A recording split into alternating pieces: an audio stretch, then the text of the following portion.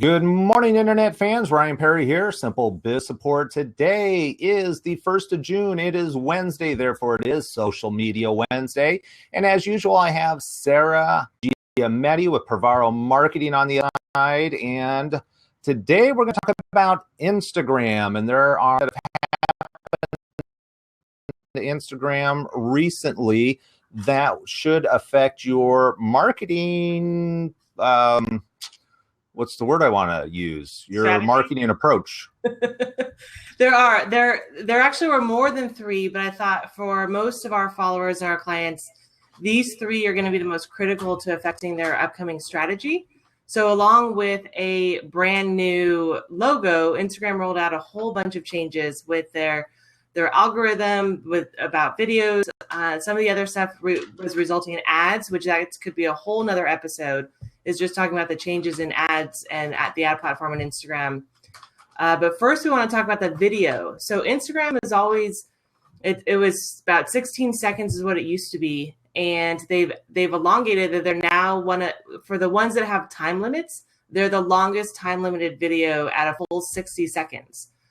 Which if you think of it in commercial terms, that's two 30-second commercials traditionally from TV. So it's a really long time that you can have on Instagram, is having a full 60-second video that you can post as part of your strategy. And that allows you to give a much bigger or longer spiel towards what your topic is and what you're trying to get across versus 15 seconds. Right. And I think what that really does is it really tells people how important video is. If they're willing to expand the time frame, they're saying, look, people want more video. They need a little bit more time. And typically you should be able to get a message across in 60 seconds, assuming you've actually done your homework. I kind of think of it, like Twitter, 140 characters. People are like, oh my goodness, how can I possibly get a message across in 140 characters? But it really made you focus. So taking it from 15 to 60, obviously we're expanding it, but still within 60 seconds, you should have it. And I forget, Zuckerberg, it's been a few months now, he predicted in the next couple of years that 90% of the content that you see on Facebook is going to be video. I just read an article this morning talking about the changes across multiple social media platforms as it relates to video. So as far as marketing goes, you already know this, Sarah, as far as I'm concerned, video is the number one tool for any business, especially small business, because it really levels the playing field as far as how you're able to get your message out there. How much does it cost for a 30-second commercial on ABC versus I can do one for free, and put it out on YouTube, on Instagram. I can do a Vine, I can do it on Facebook, and really target. Obviously, I'd want to target my audience. But anyhow, I can go on forever about video. Yeah, I'm not surprised that Instagram is putting more emphasis on video. It's, especially for small businesses, it's a quick and easy way to get your message out there, but also people buy from people they like. They're not buying just from a company. They're not, for the most part, like some of the stuff we buy for household, we buy for other reasons. But when you're doing when you're buying a service and you're buying something that's personal to you, you're buying from a person. You're buying from them, from their expertise. You like them. You want to hang out with them. A couple weeks ago, we were in a class where they're like, we want your clients that you like, that you want to actually hang out with, because then it's fun being able to go out. You enjoy meeting with your clients if you like them, because then you have fun doing it and your job doesn't feel like a job. And video helps shorten that sales cycle, because if somebody has watched some of your videos, they can get across at least some of your demeanor, your personality, how you interact, what behavioral style you might be would come through on your video. And so it's a great way to allow people who haven't hired you yet or are considering hiring you to get a feel for who you really are. Yeah, and podcasting is also becoming more popular, and through the voice, we're able to hear things. And that's one of the things that I like to do when it makes sense. Like these recordings, I extract the audio and I turn it into a podcast so I can reach a whole nother market. And that's another reason why I like video, is that there's so much you can do with it. I know we're supposed to be talking about Instagram, but video really is the future. And the fact that a lot of social media, not agencies, but companies including Instagram recently, are changing the way they're handling video is a real key indication of how important video is going forward. And before we spend all day about video, let's kind of bring it back to Instagram, because that's only one of the three things that we want to talk about. Right. So 60 seconds, with a 60-second video, you can get a really succinct message across. You can still use that video on other platforms, especially Facebook. Facebook doesn't have video limits. So, but that's a big change on Instagram. So that if you're doing video on Instagram, you should adjust your strategy to have longer videos. And you don't need to do them all at 60 seconds. Just because you have the time doesn't mean you need to take all of the time. If your message is a 20-second message, then it's a 20-second video, end of video. Don't try and drag on just to have the time. The second change on Instagram that I think is relevant to the small business owners is it also relates to video, but it shows you the number of views. And that was something that Instagram is working on rolling out analytics tools. And it's not out to everybody yet. It's rolling out kind of on beta. It's slowly rolling out as people see it. And that's one of the hangups with Instagram is you hadn't really been able to get true analytics on what you were doing. And so with the longer videos, you now can see how many people view it, and when you click on that, you can see if they like you, if they follow you, you can follow them. And so it helps you with your engagement based on the effectiveness of the video that you put out. All right. And that's really important across all social media. I can't tell you how many times, especially social media, if you're not actually getting anything out of it. So one, have you set a goal? Number two, how do you track it? Without analytics, it's pretty hard to track it. So I can't tell you how many times I've gone back and looked at different platforms and was kind of amazed that, this content's doing really well. And on the same side, I'm like, this content didn't do as good as I thought it would be. What's going on? Because you always want to sharpen. So having those analytics are great. Right. Especially if you're going to add more video to your strategy and you're going to make a longer video, having that one little piece of analytics that's rolled out already will really help you refine and make the video portion of your Instagram strategy much more effective. All right. Perfect. And then number three? Number three is the algorithm, which it changed a few weeks ago. And I know a lot of people were stressed out over it. It's not the same as the Facebook algorithm. It is different. It's on the end user. So it's based on who I interact with. When I log on to Instagram under my account, it shows me if there's a post, it wasn't based on popularity either. If, say, I interact with Brian a lot on Instagram and he did a post 3 hours ago, that'll be more likely to show up than some brand that I never interact with and just happen to follow. Ryan's will take precedence over theirs because I interact with his more. So they are still trying to guess of what you would like better, because you're probably not on Instagram 24 hours a day, I would think.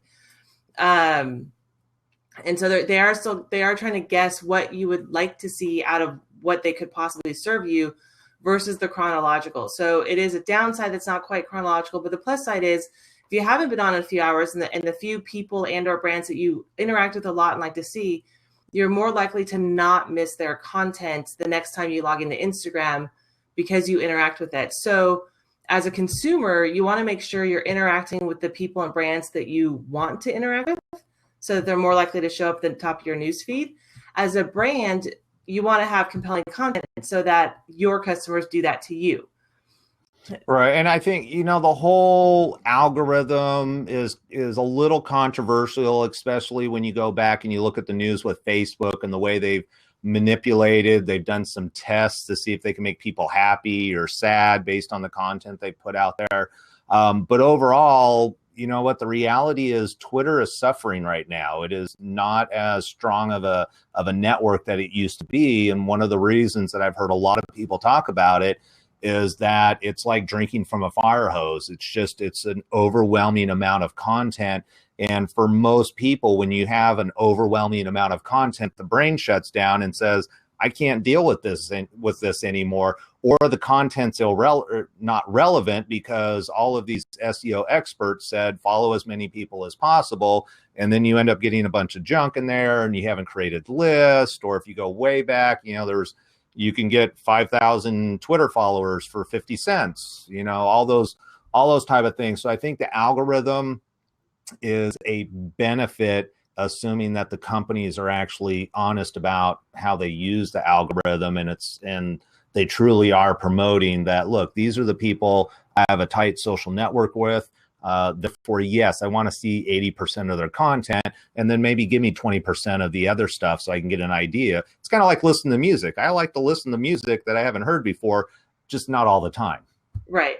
So it's not, I don't think it's a huge negative on Instagram, because again, people started following just everybody under the sun to grow their own following on Instagram like they did on Twitter. And you can't do something like lists on Instagram. So you're kind of stuck with either unfollowing people, which I'm doing. A client I just took on, they had a whole bunch of random irrelevant people they were following. And I've just been slowly cleaning out the herd there. And so the algorithm will actually help those people who did follow too many people and they can't, it's just filling up their feed. And the other bonus with Instagram is it's visual, it's pictures. We like pictures.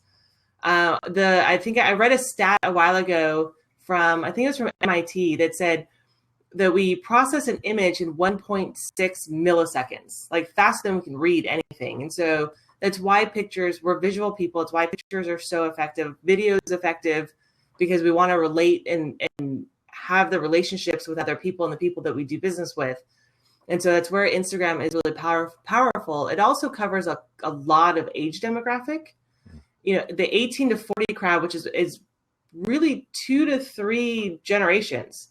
When you cover 18 to 40, you're covering at least 2.5. You've got everywhere from Gen X, Gen Y, millennials, and whatever the current one is. And so I've heard their names. I forget what it is. They're like the pacifiers or something. And the crazy thing is, a lot of people, I think there's still a myth out there. Hopefully it's being debunked, is that the reality is we're getting older. I have a friend just had a birthday today. Actually, I've got 2 friends having birthdays today. Everybody's getting incrementally older, and they are engaging. And I wish I could remember who was talking about it, is the fact that society is actually getting younger because of all the digital connection that we have with younger people. So maybe through Facebook, Instagram, whatever it is, just surrounding yourself, maybe surrounding yourself isn't the right word, but being exposed to that younger generation is actually making people feel younger. So the whole, 50 is now 40 is now 30 type of thing is real. And social media has a big impact on that. So it's really important to know your audience. Always, always, always know your audience first and understand, are they in that social crowd? And if they are, market to them. And it really shouldn't be about you. It should be about your audience and what it is that they want and where they're at. And so anyhow, I'm not going to rant. that we're running out of time. Right. So to recap, the 3 major changes that I think impact small business owners and their strategy the most. 1, video goes from, it's 15 or 16, I never remember, seconds to 60. So you've got a lot more time to get your message across, but you still want to be clear and succinct and singular. You don't want to do 1 or 2 or 3. You want one singular topic. You can do multiple videos in your strategy. Number 2 is that you can see how many view it and look through that list and see if there's anybody worth following, and create more engagement as part of your Instagram strategy. And the third one is the algorithm is making sure you put out good, consistent content that your followers are interested in, utilizing hashtags so you get exposure, and so you're showing up in the top of the news feed for the people that you want to see your existing and potential customers. All right, perfect. So that is going to be the 3 things you really want to look at, especially if you're actively using Instagram. How can you take advantage of these new changes that have happened in the last couple of weeks to continually to improve your marketing efforts on this platform. Sarah, as always, I appreciate the time and energy that you put into the show. We will be back here next week, same time, same place, with another social media topic. That's it for today. Thank you, everybody. Sarah, we'll see you next week. Take care. Thanks, Ryan.